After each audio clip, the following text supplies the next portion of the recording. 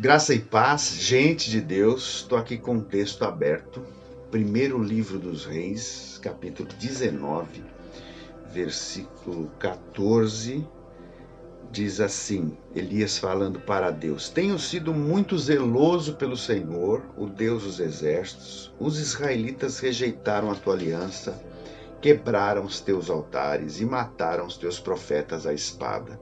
Sou o único que sobrou e agora também estão procurando matar-me. Verso 18, Deus diz para ele o seguinte: Fiz sobrar 7.000 em Israel, todos aqueles cujos joelhos não se inclinaram diante de Baal e todos aqueles cujas bocas não o beijaram. Conhecemos bem a história de Elias. Ele está aqui agora numa caverna lá em Horebe, mas ele já havia, por exemplo, matado os 400 profetas de Baal.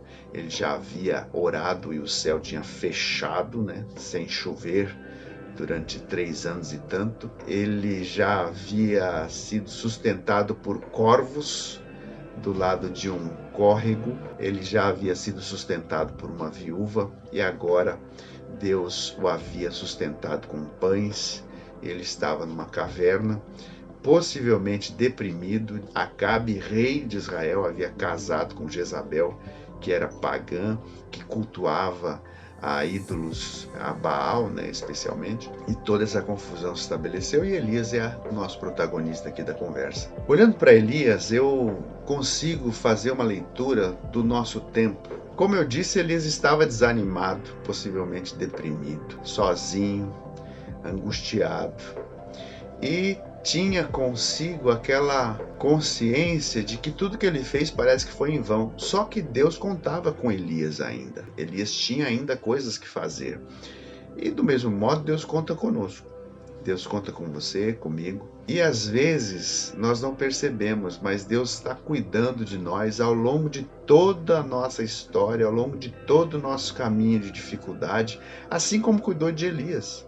Se nós percebermos, tanto os corvos que alimentavam Elias, como a viúva que o alimentou, e agora o anjo que cozinhava pães para ele em Horebe, todos esses foram tratamentos de Deus para animar o coração de Elias. Deus quer usar sua vida, quer usar minha vida, Ele conta conosco. E se nós percebermos o nosso entorno, Ele sempre nos envia pessoas, sempre nos envia recursos, está sempre cuidando de nós, nos mostrando que Ele tem escrito a nossa história, que Ele tem cuidado de nós, que nós vamos encontrar sentido na vida quando nós nos aplicarmos a fazer a vontade dEle. Para isso, precisamos estar animados. Como é que a gente se anima? Percebendo que Deus tem cuidado de nós. Um dos recursos é esse. Olhe o seu entorno, veja as coisas que o Senhor providenciou para que você estivesse onde está. Então lembre-se disso. Não tem sido fácil esses dias, mas o Senhor tem uma palavra de ânimo para você. Olhe no teu entorno e veja o quanto Ele já fez. E que isso sirva como combustível para incentivar o seu coração a permanecer firme no propósito que Ele te chamou para realizar. A obra que Ele te pôs nas mãos, o que Ele tem para a sua vida. Consequentemente, a gente tem uma outra lição nesse texto que fala para nós que Deus cuida da sua obra. Então, a obra de Deus, quem cuida dela é Ele mesmo. Nós temos que fazer, nós somos chamados para fazer, temos coisas para realizar em nome do Senhor, e o Senhor nos dá esse privilégio, essa oportunidade, mas nunca nos esqueçamos que é Ele que é o Senhor da seara. Então, Ele cuida da sua obra, Ele alimenta os seus filhos que estão famintos, que estão desanimados, Ele os anima, Ele os fortalece, e Ele põe essa consciência em nós de que nós não somos os únicos.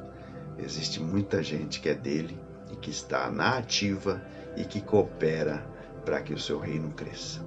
Não se esqueça disso e que sigamos aí animados fazendo o que a gente foi chamado para fazer em nome de Jesus, até que Ele volte ou até que nós o encontremos depois da morte. Graça e paz.